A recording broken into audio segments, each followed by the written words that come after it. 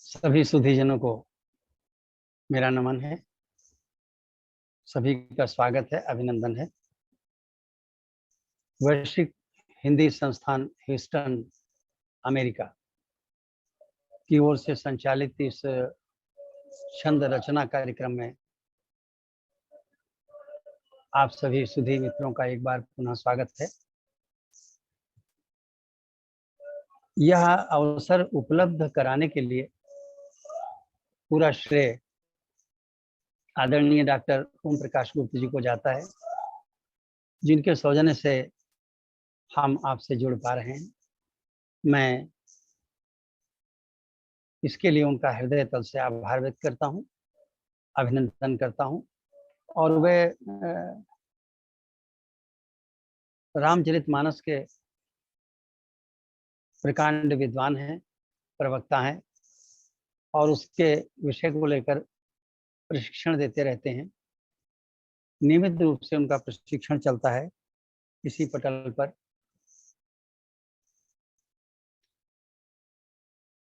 और वो कार्य इतना मूल्यवान है कि उस मूल्यवान कार्य के बीच में समय निकाल करके उन्होंने छंद को समय दिया है, तो ये निश्चित रूप से छंद के प्रति उनका बहुत बड़ा प्रेम है।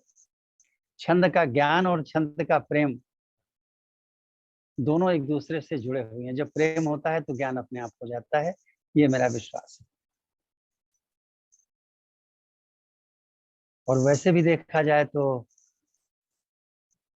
हमारे ऋषियों मुनियों ने, आध्यात्मिक पुरुषों ने ज्ञान की तुलना में प्रेम को ज्यादा महत्व दिया है। तो मैं निवेदन ये करूंगा, सबसे पहले छंद के प्रति प्रेम होना चाहिए, फिर ज्ञान तो अपने आप आ जाएगा। सबसे पहले माँ शारदा के चरणों में मैं कुछ पुष्प अर्पित करना चाहता हूँ और उसके बाद में हमारी चर्चा आपके साथ चलती रहेगी।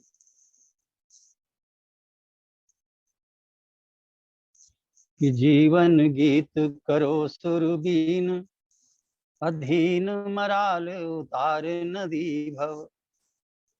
वक्ष करो कमलासन अम्ब, रहो उर की जड़ता करती द्रव। छंद उगे जिसमें रसवंत, रहो रचती वाही धरती नव। अम्ब करो तन को निज मंदिर, मैं बन दीप जलूं नित मीरव। अम्ब करो तन को निज मंदिर, मैं बन दीप जलूं नित नीरव। माँ शारदा को प्रणाम करते हुए एक निवेदन कर लेना चाहूंगा पहले कि आवाज स्पष्ट आ रही है, यह मान के ही मैं अपना कार्यक्रम चला रहा हूँ। जहाँ पे कोई बाधा हो आप मैसेज दे दीजिएगा, तो आदरणीय गुप्त जी समस्या का निदान यथासंभव अवश्य करेंगे। मेरा चित्र आपको स्पष्ट दिख रहा है या नहीं दिख रहा है?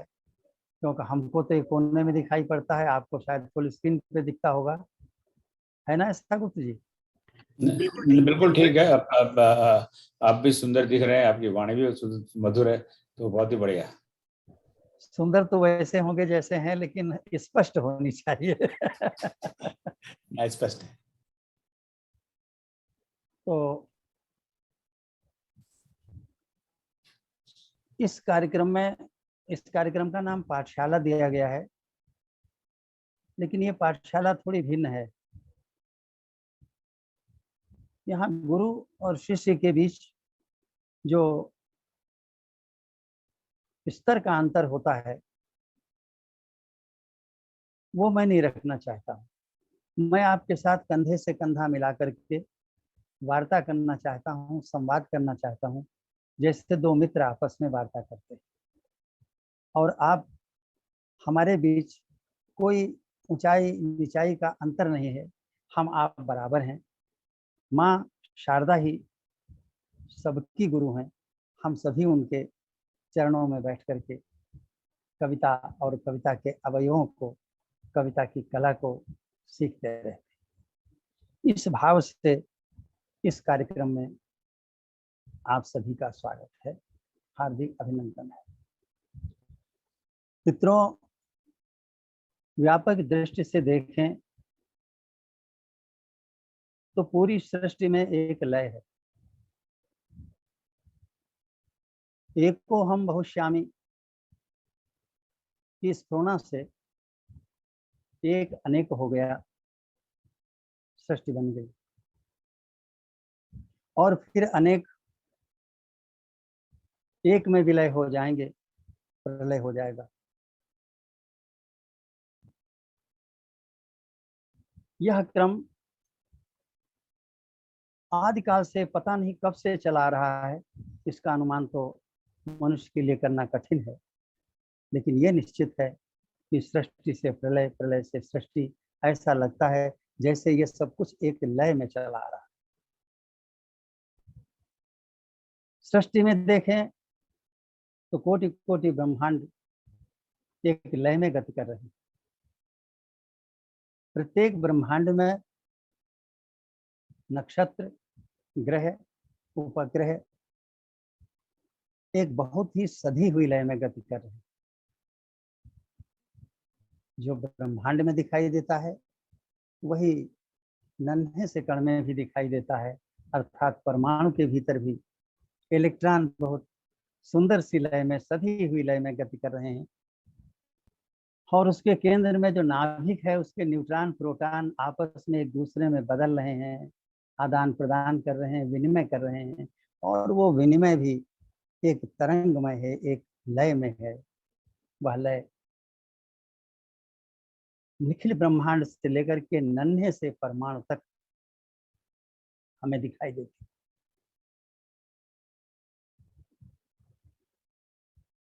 सृष्टि में देखें तो बीज से वृक्ष बन जाता है, वृक्ष से फिर बीज बन जाता है, अंडे से जीव बन जाता है, जीव से फिर अंडा बन जाता है।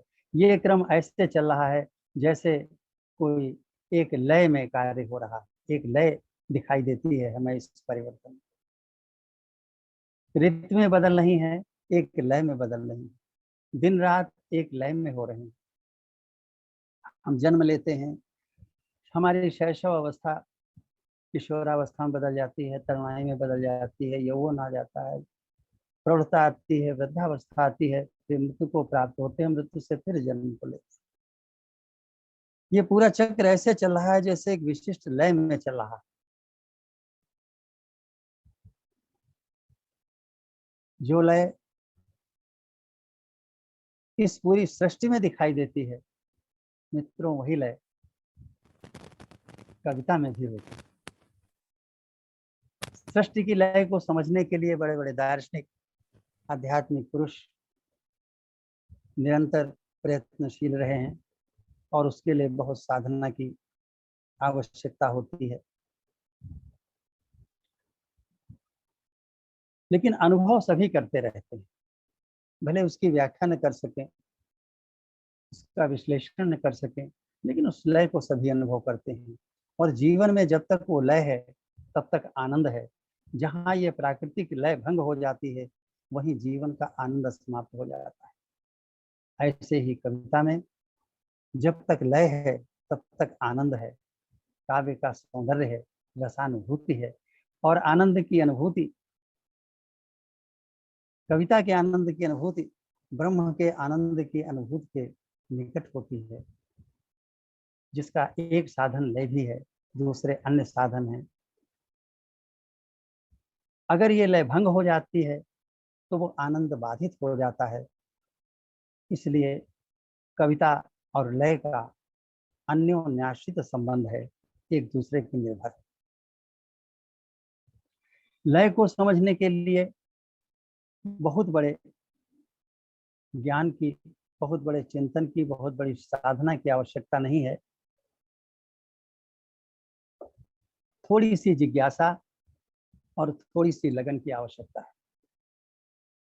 जब हम किसी को गुनगुनाते हुए देखते हैं, गाते हुए सुनते हैं, तो हमारे भीतर एक लय की अनुभूति होने लगती है। और हम स्वयं भी वैसा ही करने लगते हैं। आपने देखा होगा, एक अबोध शिशु खेलते खेलते अपनी मस्ती में कुछ लय में गुनगुनाने लगता है। वो जानता भी नहीं है कि क्या कह रहा है, क्या अर्थ उसका है, लेकिन उसके उस स्वर में एक लय होती है। एक हलवाहा, एक चरवाहा अपनी मस्ती में होता है तो किसी लय में गुनगुनाने लगता है।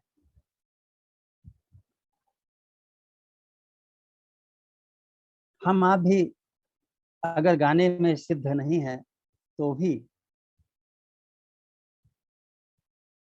गाने की लय को भीतर कहीं न कहीं अवश्य अनुभव करते हैं, और उस अनुभव को व्यक्त भी करना चाहते हैं। तो जब लगता है कि हम बढ़िया सा नहीं गा पाएंगे तो अकेले में गुनगुनाते हैं, और लगता है कि हमें कुछ गाना आता है तो लोगों के बीच में गाते हैं, लेकिन गाते जरूर। क्यों गाते हैं? ये गायन एक अनपढ़ घसियारे से लेकर के एक सिद्ध संगीतज्ञ तक निरंतर क्यों इतना प्रिय है? क्योंकि इसके पीछे लय है, और लय के पीछे आनंद है। उस आनंद को प्राप्त करने के लिए, जीवन को आनंदमय बनाने के लिए ये लय आवश्यक है, जीवन में और कविता में, दोनों। लय की अनुभूति तो गाना सुनकर के हो ही जाती है, चाहे वो कीर्तन हो, भजन हो, आरती हो रही हो, कोई बिरहा गा रहा हो, नौटंकी में ही कुछ ताने भरी जा रही हो, फिल्मी गाने हो, या शास्त्रीय संगीत हो रहा हो, या कोई कवि सस्वर कविता का पाठ कर रहा हो, सबको सुन करके भीतर हमारे एक लय की अनुभूति होने लगती है। लेकिन उस लय को समझना और समझाना ये अलग बात है। इसके लिए हमें कुछ सीखना पड़ता है, कुछ नियमों को सीखना पड़ता है, कुछ नियमावली को समझना पड़ता है, और उस नियमावली का नाम है व्याकरण। तो हमें लय के व्याकरण को समझना पड़ेगा लय को समझने के लिए, और लय के व्याकरण का नाम ही छंद है। छंद लय का व्याकरण है, और लय का व्याकरण छंद है।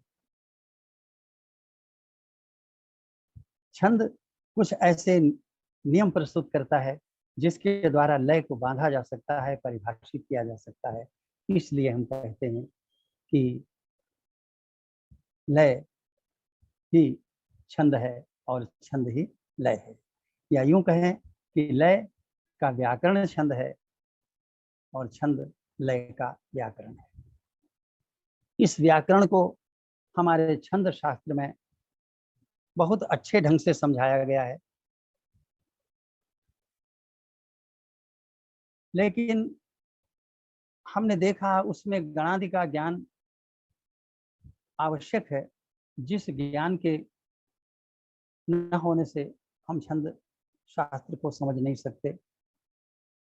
छंद को समझने के लिए हमें और बहुत कुछ समझना पड़ता है, लेकिन माँ शारदा की कृपा से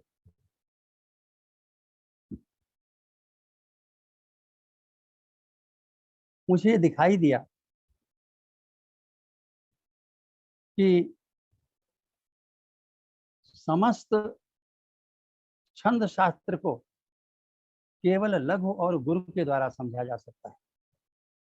अगर हम केवल लघु और गुरु को समझ लें तो पूरे छंद शास्त्र को समझ सकते हैं, सभी प्रकार के छंदों को समझ सकते हैं, चाहे वह मात्रिक हो, चाहे वर्णिक हो, चाहे उनके और भी अन्य वर्ग हों, सबको हम आसानी से समझ सकते हैं। इसलिए सबसे पहले ये आवश्यक हो जाता है कि हम लघु गुरु को समझ लें। यह लघु गुरु क्या है?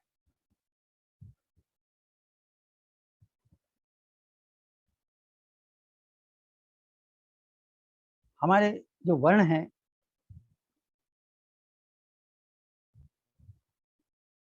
इनके उच्चारण में जो समय लगता है उसको हम मात्रा भार कहते हैं। कुछ वर्णों के उच्चारण में मात्रा भार कम होता है, कुछ के उच्चारण में अधिक होता है, कुछ में समय कम लगता है, कुछ में अधिक लगता है। और ये कम अधिक निश्चित है तुलनात्मक रूप से, कि कुछ वर्ण ऐसे हैं जिनमें एक निश्चित कम समय लगता है और दूसरे वर्ण ऐसे हैं जिनमें उसी समय का 2 गुना लगता है। इसके अतिरिक्त और बीच की कोई व्यवस्था नहीं। तो जिसमें न्यूनतम समय लगता है उसके मात्रा भार को हम कहते हैं लघु, और जिसमें उसका ठीक 2 गुना लगता है उसको हम कहते हैं गुरु। इसके बीच में 1.5, 1.25 गुना, 2.5 गुना ऐसा कुछ भी नहीं।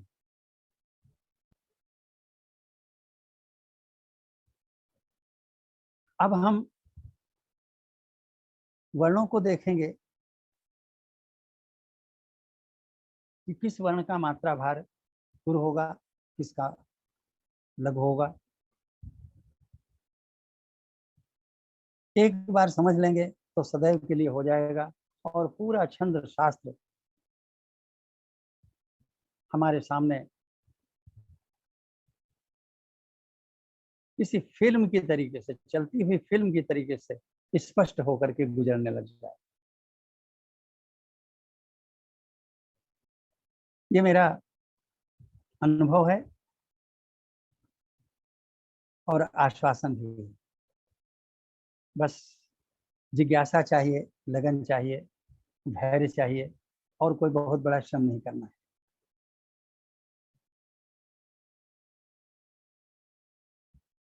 तो आइए हम लघु गुरु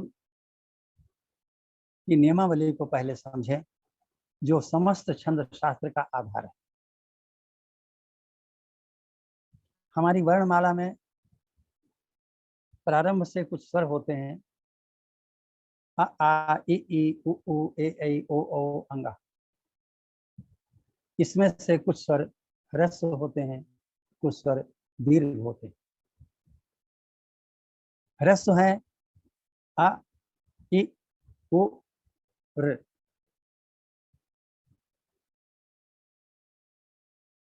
उच्चारण में न स्पष्ट हो तो हम इसके पीछे बोल देंगे छोटा आ, छोटी ई, छोटा ऊ और रे।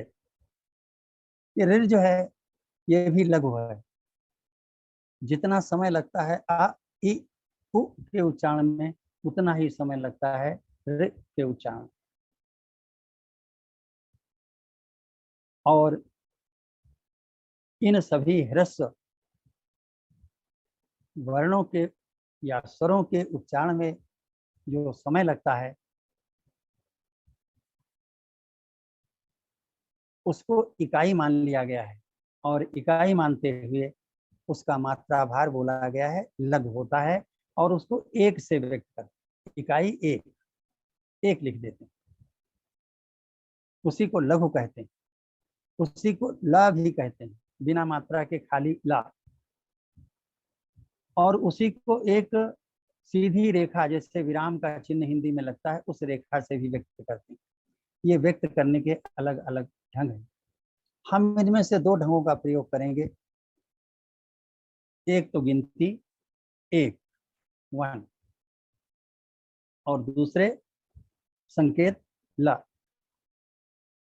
लघु के लिए संकेत ल कभी भूलने वाला नहीं है। तो लघु का पहला अक्षर ल है तो वही उसका संकेत हो गया। और एक भी भूलने वाला नहीं है, क्योंकि जो सबसे छोटा होता है उसी को इकाई माना जाता है। तो ह्रस्व के उच्चारण में जो समय लगता है वो सबसे कम होता है, ह्रस्व सबसे छोटे होते हैं, इसलिए हमने उनको एक कहा है, उसके मात्रा भार को एक माना है। अब आते हैं दीर्घ स्वर। आ, ई, उ, ए, ऐ, ओ, औ। ये दीर्घ स्वर है। दीर्घ स्वर में उच्चारण में लघु की तुलना में या ह्रस्व की तुलना में ठीक 2 गुना समय लगता है, इसलिए इनके मात्रा भार को हम 2 कहेंगे। और संकेत के रूप में गा का प्रयोग करेंगे, खाली ग नहीं, गा में आ की पाई, आ की मात्रा गा। एक इसका पारंपरिक संकेत है, अंग्रेजी का जैसा एस बनता है वैसा भी इसका संकेत है।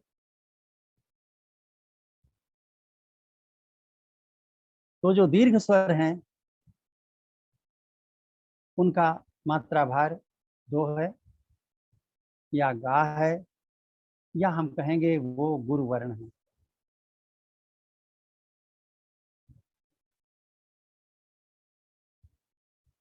अंग आह की चर्चा हम थोड़ा रुक करके करेंगे। वैसे सामान्य रूप से अंग का उच्चारण भी 2 है, गुरु है, और आह का उच्चारण भी 2 है, गुरु है, लेकिन इसके साथ कुछ और बातें जुड़ी हैं, उनको हम आगे रखेंगे, तभी बात अपने में पूरी होगी। अब जो शेष वर्ण बचे, काखा गाघा, हाँ, चा छा जा झा टा ठा दा धना, ता था दा धाना, पा फा बा भा मा, यारा लावा शाखा साहा छत्रज्ञा, ये वर्ण व्यंजन कहलाते हैं। और अगर वास्तव में व्यंजन को देखें तो हम उसका उच्चारण नहीं कर सकते। जैसे का है तो का के नीचे जो हलंत लगा के लिखते हैं वो व्यंजन होता है, उस व्यंजन का हम उच्चारण ही नहीं कर सकते। का बोलने के लिए हम अपने स्वर कोश को नियंत्रित करेंगे, बस बाहर ध्वनि आएगी ही नहीं। बाहर ध्वनि तब आएगी जब उसमें कोई स्वर मिलाया जाएगा। जब हम का बोलते हैं तो का में हलंत वाला व्यंजन और उसमें आ का योग कर देते हैं, आकार का योग कर देते हैं, तो मुंह से निकलता है का। तो अगर हम क हलंत, ख हलंत, ग हलंत इस रूप में हम व्यंजन का प्रयोग करें तो बातचीत बड़ी कठिन हो जाएगी, समझना बड़ा कठिन हो जाएगा। इसलिए व्यवहारिक रूप से हम आ को साथ में लगा के ही व्यंजन की चर्चा करते हैं। तो सामान्य चर्चा में हम क ख ग घा को व्यंजन कहेंगे, लेकिन ये इसमें एक बात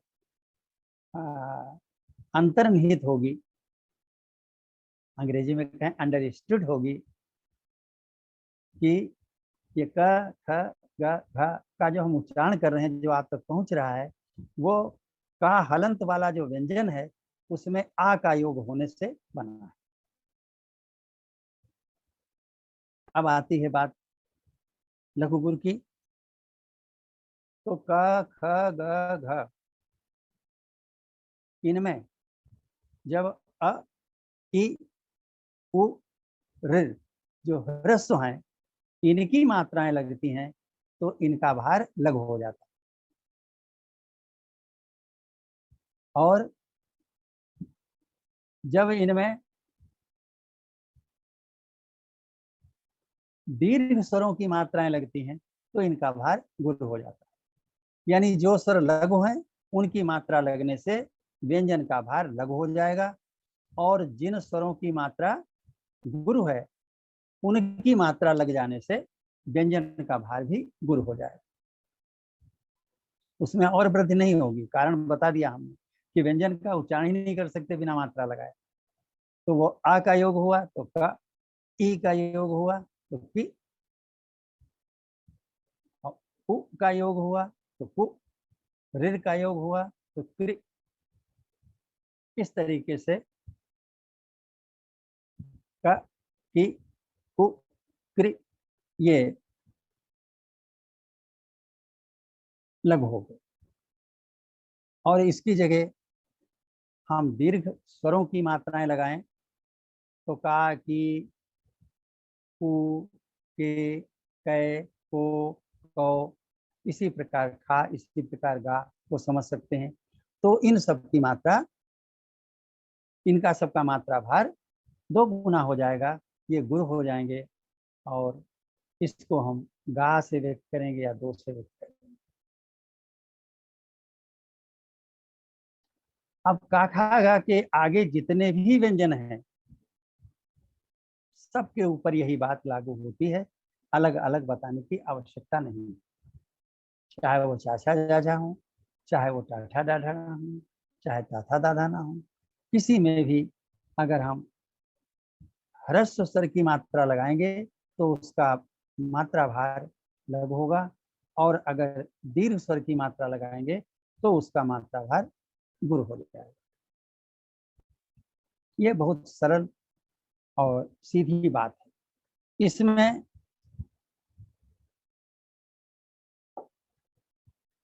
जहां पर समस्या आती है थोड़ा सा उसका भी संकेत देते चलें, आगे तो चर्चा करनी ही पड़ेगी। कि जैसे ऋ है, ऋ और रा के अंतर को प्रायः लोग नहीं समझ पाते हैं, उसमें भ्रम हो जाता है।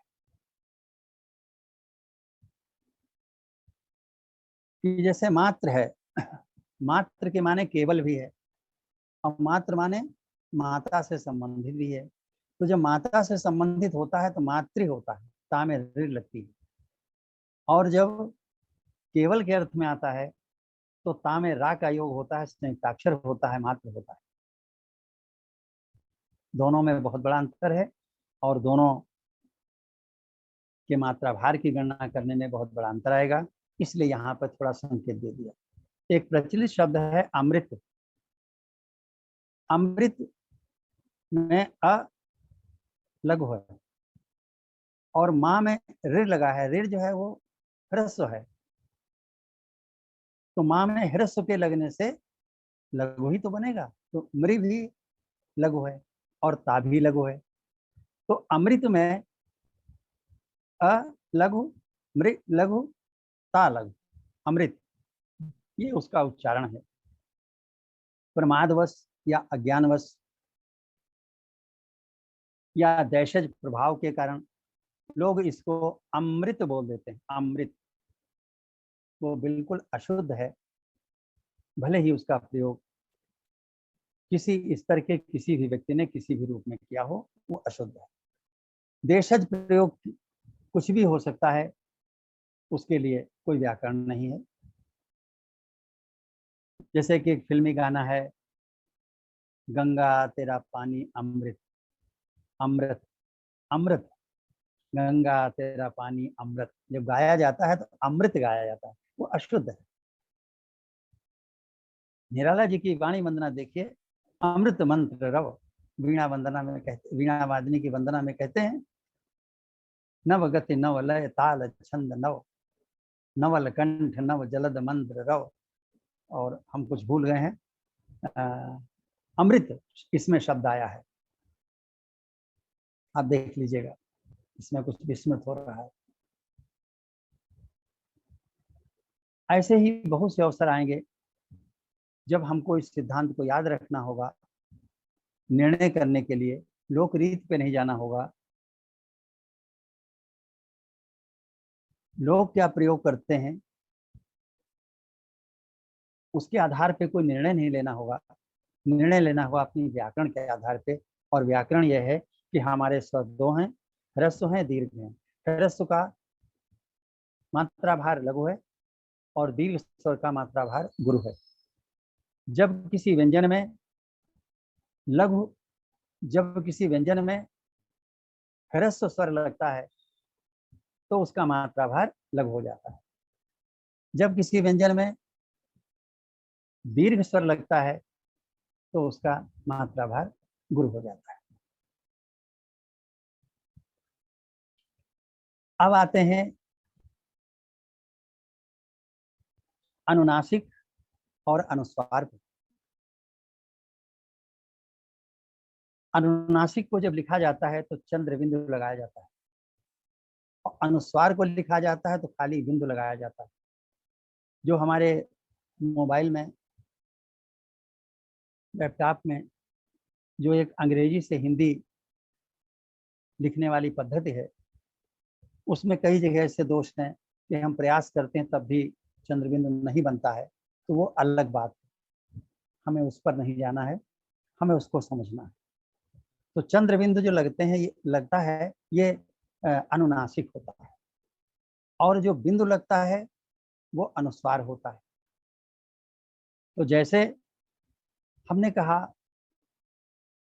रंग, रंग दे चुनरिया, रंग दे रंग, तो रा के ऊपर चंद्र बिंदु लगा, ये क्या हुआ? अनुनासिक हुआ। और अनुनासिक लगने से रा के भार में, मात्रा भार में कोई अंतर नहीं पड़ेगा। एक उदाहरण देके हम बात कर रहे हैं, और बाकी एक सार्वभौमिक नियम हो गया। किसी भी वर्ण के ऊपर चंद्र बिंदु अर्थात अनुनासिक अगर लगा है तो उसके मात्रा भार में कोई अंतर नहीं पड़ेगा। अगर वो लघु है तो लघु ही रहेगा, गुरु है तो गुरु ही रहेगा। जैसे अंगना, अब कोई कहे कि आपने अंग बताया था उसमें तो दीर्घ था ना, वो और है, उसमें बिंदु लगा हुआ है। ये अंगना है, आ के ऊपर चंद्र बिंदु है, अनुनासिक आ पे लगा है, तो ये अंगना में का मात्रा भार एक ही होगा, ये लघु ही होगा। और जहाँ गुरु है वहां तो गुरु रहेगा ही। जैसे मांग, मांग, माँ के ऊपर चंद्र बिंदु है तो माँ वैसे भी गुरु था, और चंद्र बिंदु लग गया तो भी गुरु रहा। अर्थात चंद्र बिंदु यानी अनुनासिक लगने से मात्रा भार में कोई अंतर नहीं पड़ेगा। लेकिन अनुस्वार जो है, खाली बिंदु लगता, वो लगने से मात्रा भार बढ़ जाएगा। जैसे रग, र ग, एक एक दोनों का भार है, लेकिन रा के ऊपर एक बिंदी रखने, चंद्र बिंदु नहीं, केवल बिंदु रख दें, तो वो क्या हुआ? अनुनासिक हुआ, क्षमा करें, अनुस्वार हुआ। तो रा के ऊपर जब अनुस्वार की बिंदी लगा देंगे तो उसका उच्चारण रंग हो जाएगा, और रंग होने से रंग का भार 2 और गा का भार 1 हो जाएगा। तो मात्रा भार को ज्ञात करने में अनुनासिक और अनुस्वार का हमको बहुत ध्यान रखना है। ऐसे बहुत से शब्द हैं, जैसे अंक है, अंक में अंक का भार 2 है। कंचन है, कन का भार इसमें 2 है। घंटा है, घन, इसका भार 2 हो जाता है। पतंग है तो तंग का भार 2 हो जाता है, क्योंकि इनमें, इन व्यंजनों के ऊपर अनुस्वार लगा हुआ है। अनुस्वार लगने से भार बढ़ जाता है, अनुनासिक लगने से भार में कोई अंतर नहीं पड़ता है। अब एक बहुत महत्वपूर्ण बात आ रही है संयुक्ताक्षर की।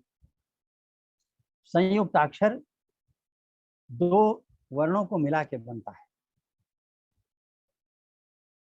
और उनके योग से जब उच्चारण होता है तो ऐसे होता है जैसे वो एक ही वर्ण हो, अर्थात उसके उच्चारण में उतना ही समय लगता है जितना एक वर्ण के उच्चारण में लगता है, और उसका भार सदैव एक होता है, वो सदैव लघु होता है। जैसे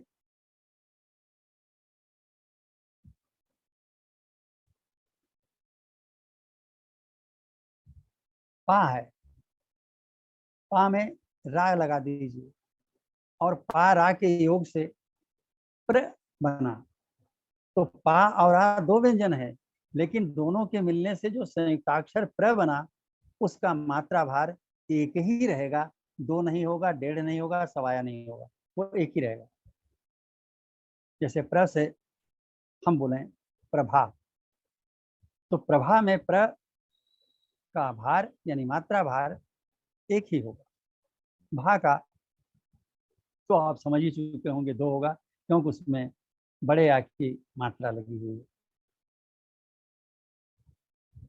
एक और उदाहरण लें, च्यवन, च्यवन प्राश, च्यवन ऋषि, तो चा और या के योग से च बना,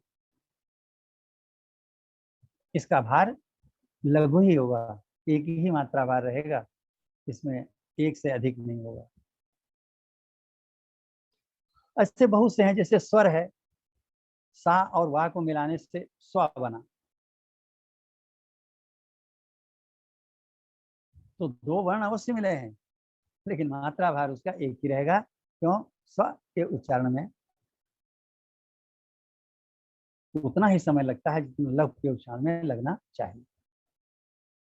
अब ये सुनने में तो बहुत आसान लगा, लेकिन कठिनाई तब होती है जब बहुत से संयुक्ताक्षर ऐसे हैं जिनका उच्चारण हम सही ढंग से नहीं कर पाते। जैसे कि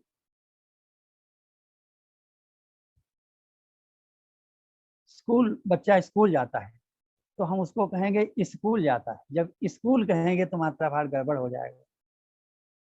शुद्ध उच्चारण है स्कूल, जिसमें सा और का को मिलके जो संयुक्ताक्षर बना उसका भार एक ही है।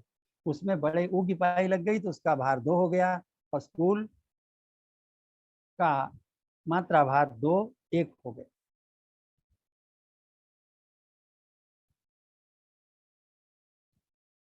अशुद्ध लोग बोलते हैं, जैसे स्नेह है, मैं स्नेह बहुत करता हूँ, मैं आपको बहुत स्नेह करता हूँ, ये अशुद्ध उच्चारण है। इससे मात्रा भार जो निकलेगा वो अशुद्ध होगा। सा और ना के मिलने से संयुक्ताक्षर जो बना उसका मात्रा भार एक ही होगा, और जब उसमें एक इकाई लग जाएगी स्नेह स्नेह तो वो दीर्घ हो जाएगा, यानी गुरु हो जाएगा। तो स्नेह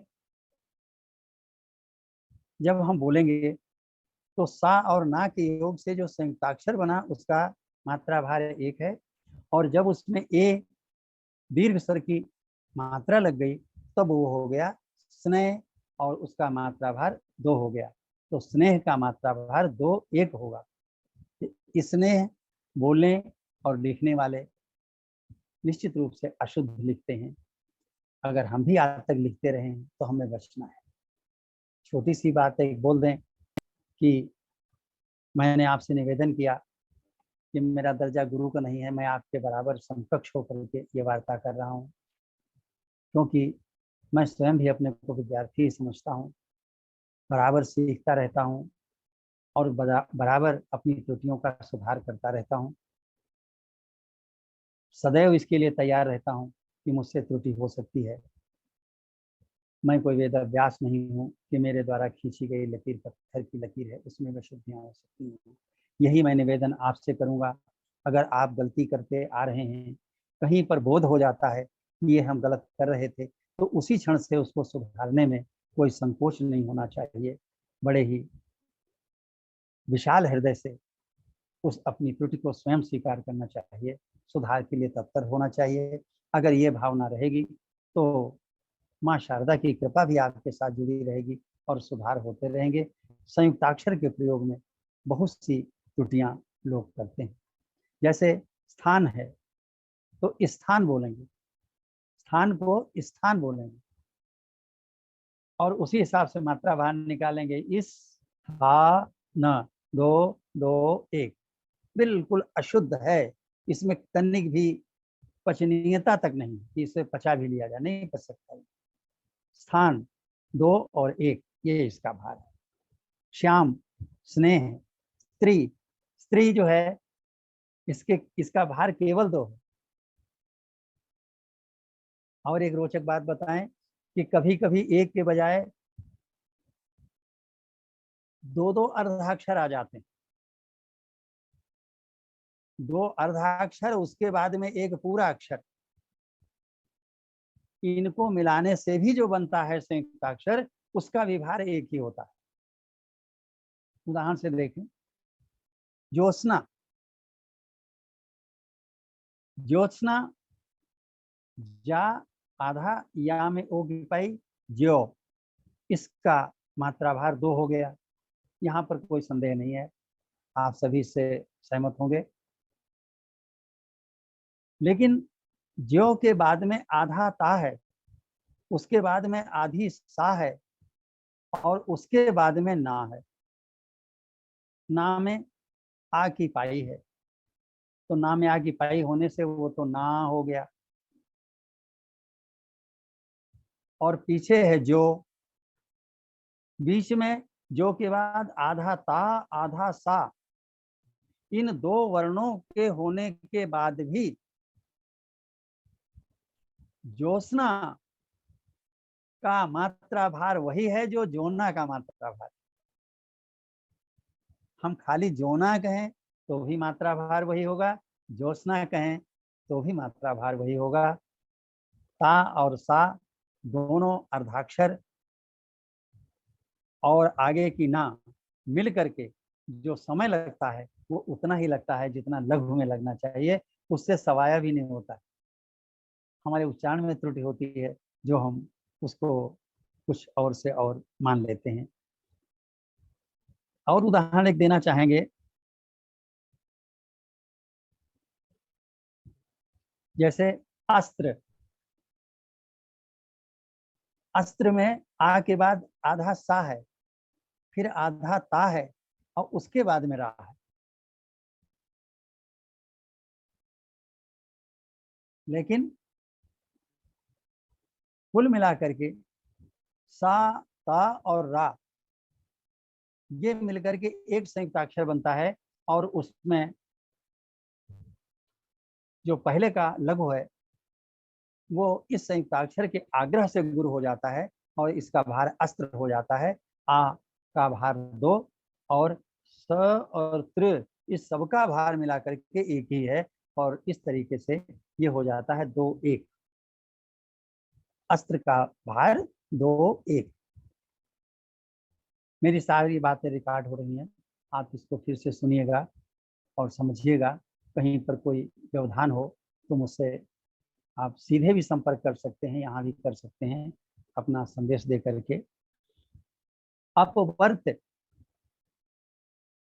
अपवर्ज एक ही लें, चलिए। अपवर्त, अ प तो लघु लघु हो गए। वर्त्य, वा के बाद में आधा रा, फिर आधा ता और फिर या, सारे मिला के लघु हैं। और इस संयुक्ताक्षर के आग्रह से वा जो है वो गुरु हो गया। अपवर्त्य 1-1-2-1, ल ल गा ला यानी ललगाल। अपवर्त का भार हो गया ललगाल।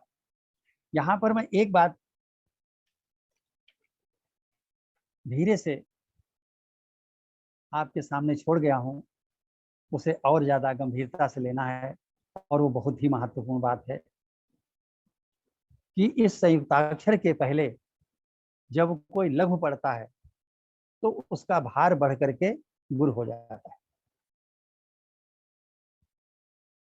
और अगर संयुक्ताक्षर के पहले गुरु है तो उसके भार में कोई फर्क, कोई अंतर नहीं पड़ता है। वो जितना है उतना ही रहेगा।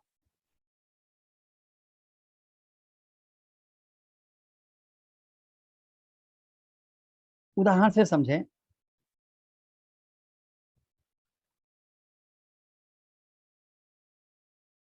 जैसे है अस्त, सूर्य अस्त हो रहा है, अस्त। तो आधा सा और ता मिल करके एक संयुक्ताक्षर बना, लेकिन उस संयुक्ताक्षर का भार जो है वो तो एक है, उसके पहले आ है उसका भार एक है। लेकिन संयुक्ताक्षर के पहले जो लघु आएगा, आ आया है, उसका भार बढ़ जाएगा और बढ़ करके गुरु हो जाएगा। तो उच्चारण क्या होगा? अस्त, अस्त, अस 2-1। अस्त का मात्रा भार होगा 2-1। एक मेरे मित्र ने अभी पूछा कि जो अस्त्र का आपने 2-1 बताया मुझे स्पष्ट नहीं हुआ। मैंने इसीलिए उदाहरण यहाँ बदल दिया कि अब अस्त्र का भार तो स्पष्ट है, अस 2-1, अस्त 2-1, गाल। अस्त का उच्चारण वही है जो गाल का उच्चारण। अब ता में ता के स्थान पर ता और रा के मिलने से जो संयुक्ताक्षर बना त्र, वो अगर आ जाए तो मात्रा भार में कोई अंतर नहीं पड़ेगा, और अस्त का भार जितना है उतना ही अस्त्र का होगा। इस प्रकार जैसे अस्त का भार 2-1 है, वैसे ही अस्त्र का भार भी 2-1 होगा। धर्मेंद्र गुप्ता जी ने लिखा, प्रश्न, प्र संयुक्ताक्षर है जिसका भार लघु है, न लघु है, लेकिन ना से पहले जो शा लगा है तो शा और ना मिलके संयुक्ताक्षर हो गए, और संयुक्ताक्षर के कारण प्रय जो लघु था वो गुरु हो गया, तो उच्चारण हो गया प्रश्न, गुरु लघु, गाल, प्रश्न गाल, प्रश्न गाल, 2 1। बहुत अच्छा है, बीच बीच में आप पूछ लेते हैं, तो हमें तो कोई उदाहरण देना ही है, हम उसी उदाहरण का प्रयोग कर लेंगे जो आप पूछ लेंगे। तो संयुक्ताक्षर की बात जो है वो ज्यादा जटिल नहीं है, बस इतना समझना है कि अगर संयुक्ताक्षर के पहले लघु आता है तो उच्चारण में वो गुरु हो जाएगा, और संयुक्ताक्षर के पहले अगर गुरु आता है तो उच्चारण में कोई अंतर नहीं पड़ेगा। अभी ये उदाहरण हमने नहीं दिए कि संयुक्ताक्षर के पहले गुरु आए तो क्या होगा। जैसे देखिए शाश्वत, ये मैं वो शब्द ले रहा हूं जो अक्सर लोग गलत प्रयोग करते हैं, और चूंकि उनको सही उच्चारण का भान नहीं होता है और वे अपने को सही समझते हैं, तो काफी वो तर्क भी किया करते हैं। मैं उससे कोई तर्क नहीं कहूंगा, क्योंकि जब ज्ञान नहीं होता है तो आदमी अपने हिसाब से तर्क करता है।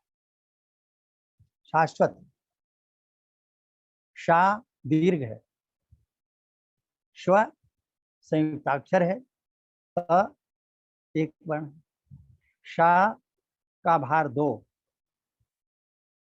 श्व का भार 1, संयुक्ताक्षर का 1 होता है, त का 1, तो कुल मात्रा भार क्या हुआ 2 1 1।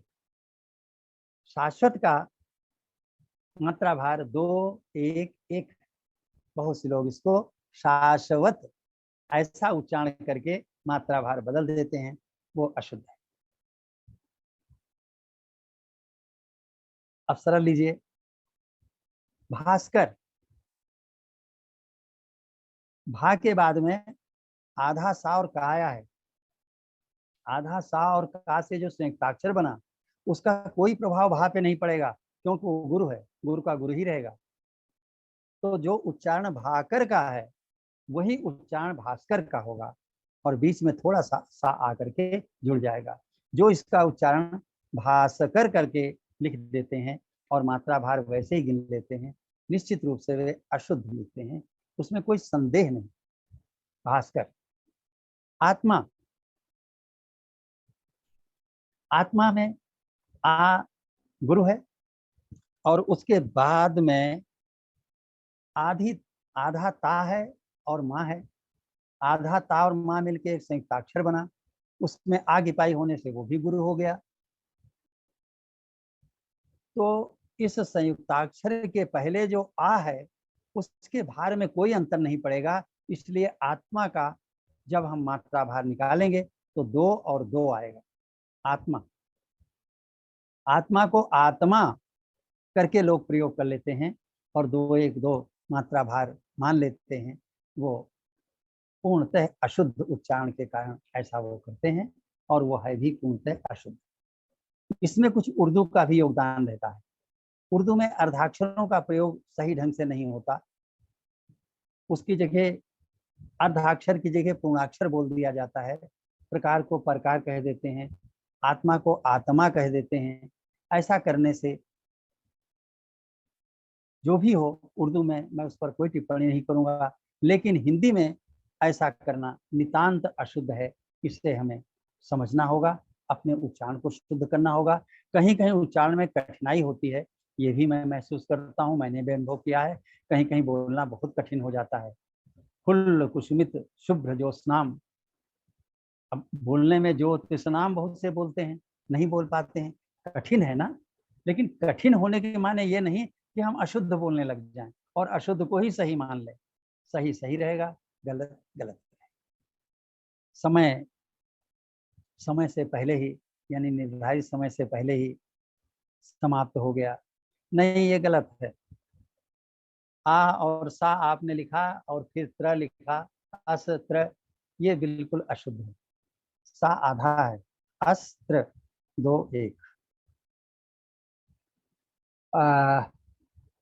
तो मैं क्या करूं, मुझे तो और भी बहुत सी बातें करनी थी। आज चूंकि समय समाप्त हो गया है तो मैं यहीं पे बात को समाप्त करूंगा, एक छोटा सा अनुप्रयोग करके। ये भी तो लगे कि जो हमने ये छोटी छोटी बातें सीखी, इनका प्रयोग कविता में कैसे होता है। तो बस 1-2 मिनट में उससे एक उदाहरण दे के मैं बात को समाप्त करूंगा। अभी बहुत कुछ रह गया है। मैंने जो आपको बताया है आज, वो वर्णिक भार है। अब वाचिक भार उच्चारण के अनुरूप होता है, उसमें क्या होता है, फिर कविता में हम मात्राओं का जो की गणना करते हैं उसको कलन कहते हैं। कलन को उर्दू में तख्तीय कहते हैं। तो जैसे उर्दू में तख्तीय होती है, वैसे ही हिंदी में कलन होता है। कलन हिंदी में 2 प्रकार का होता है, उर्दू में एक ही प्रकार की तख्ती होती है, मगर हिंदी में 2 प्रकार की। हमारे यहाँ वर्णिक छंद अलग हैं, मात्रिक छंद अलग हैं। तो हमारा कलन वर्णिक भी होगा और मात्रिक भी होगा। मात्रिक कलन को हम वाचिक कलन कहेंगे। और इस प्रकार से आपको हम अगले दिन, आज वर्णिक भार बताया है, अगले दिन हम वाचिक भार भी बताएंगे और कलन भी दोनों प्रकार के बताएंगे, वाचिक कलन और वर्णिक कलन। एक छोटा सा प्रयोग करके यहाँ पे इस बात को समाप्त कर रहे हैं। दी गई व्यवस्था में थोड़ा परिवर्तन करना पड़ेगा। अगले दिन हम प्रयास करेंगे कि इस बचे हुए अंश को और अगले दिन का जो हमारा विषय है, दोनों को हम एक साथ समेटने का प्रयास करें। उस दिन कोई प्रस्तावना नहीं होगी, कोई परिचय नहीं होगा, सीधे सीधे हमारी आपकी बात शुरू हो जाएगी। ठीक समय पर मैं अपनी वार्ता बिना किसी औपचारिकता के प्रारंभ कर दूंगा। एक उदाहरण देता हूँ, क्योंकि ये रामायण का मुख्य रूप से रामचरितमानस का मंच है, इसलिए मैं वहीं से उदाहरण ले रहा हूँ। आप देखिएगा, फिर और बातें होंगी। आप शंकाएं अवश्य रखिएगा। एक नोट करना चाहे तो नोट कर लें। मैं अपना मोबाइल नंबर दे रहा हूँ, जब भी चाहे संपर्क कर सकते हैं। अगर मैं उस समय स्थिति में हूँ, तुरंत आपके फोन को रिसीव करूंगा। अगर उस समय उस स्थिति में नहीं हूँ तो जब समय मिलेगा तो मैं कॉल बैक करूंगा। आपके साथ में बराबर रहना चाहूंगा जहां तक आपकी जिज्ञासा होगी, क्योंकि आदान प्रदान है। हो सकता है कुछ मुझे भी आपसे सीखने को मिले। तो आइए हम थोड़ा रुक करके बताएंगे, ताकि आप कलम और कागज भी रख लें मोबाइल नंबर नोट करने के लिए। उससे पहले मैं एक चौपाई का उदाहरण लेता हूँ। बिनु पग चलई सुनई बिनु काना, कर बिनु करई करम विधि नाना। बिनु, बिनु एक एक, कुल मिला के मात्रा 2। पग, पग एक एक, मात्रा 2। चलई, चलई एक एक एक, कुल मात्राएं 3। बिनु पग चलई, सुनई एक एक एक, 3 मात्राएं। बिनु पग चलई सुनई, बिनु, फिर वही एक एक 2 मात्रा। और का ना, का दीर्घ, ना दीर्घ, 2 2 मिलके 4। अब आप अपने आप जोड़ लीजिए, कुल मिला के कितनी मात्रा हुई। बिनु पग 4, चलई सुनई 6, 4 6 10। बिनु काना, बिनु 2 और काना 4, 2 4 मिलके 6, 10 और 6 हो गई 16। हाँ, सोनाली जोशी जी ने 16 मात्राएं गिन के पहले बता दी। तो इस प्रकार हमने पाया कि चौपाई के एक चरण में 16 मात्राएं होती हैं। ऐसे ही हम जाने कितनी चौपाइयों में गणना करेंगे। मैं चाहूंगा कि आज जो चर्चा हुई है, इसका प्रयोग आप कविता में करें, गीत में करें, गजल में करें, मुक्तक में करें, और गणना कर करके देखें। जो सम, इसमें तो 14 आ रही है ना, कर्मिन कर्म करे विधि नाना। कर 2, बिनु 2, करई 3, नहीं, कर कर्म, बिनु, कर बिन कर्म करई विधि नाना। कर्म में 3, करई में 3, ठीक है। अच्छा, कर्म विधि 2, नानाचार कर्म कर्म नहीं, ये कर है तो वो कर्म, लेकिन जैसे कहा हमने वैसे समझा दिया, कोई बात नहीं है, वो मात्रा वही रहेगी। खैर, मैं अभी जरा प्रश्नोत्तरी में नहीं आना चाहता हूँ, नहीं तो अभी बहुत से प्रश्न लोगों के मन में जगमगा रहे होंगे और वो सब सामने आ जाएंगे तो फिर समय की सीमा बहुत आगे बढ़ जाएगी। 10 मिनट वैसे ही मैं विलंब से समाप्त कर रहा हूँ। अब आप मेरा मोबाइल नंबर नोट कर लें, 8299034545 8299034545। यही मेरा व्हाट्सएप नंबर है, यही कॉलिंग नंबर है। आप कभी भी संपर्क कर सकते हैं, अपनी जिज्ञासा को रख सकते हैं, आदान प्रदान होगा, कुछ मुझसे आपको मिलेगा और निश्चित रूप से आपसे भी कुछ मुझको भी मिलेगा, मुझे ऐसा विश्वास है। आदरणीय शिव प्रकाश अग्रवाल जी मेरे समक्ष हैं, मैं आपको नमस्कार करता हूँ। सही मैं समझ रहा हूँ? ना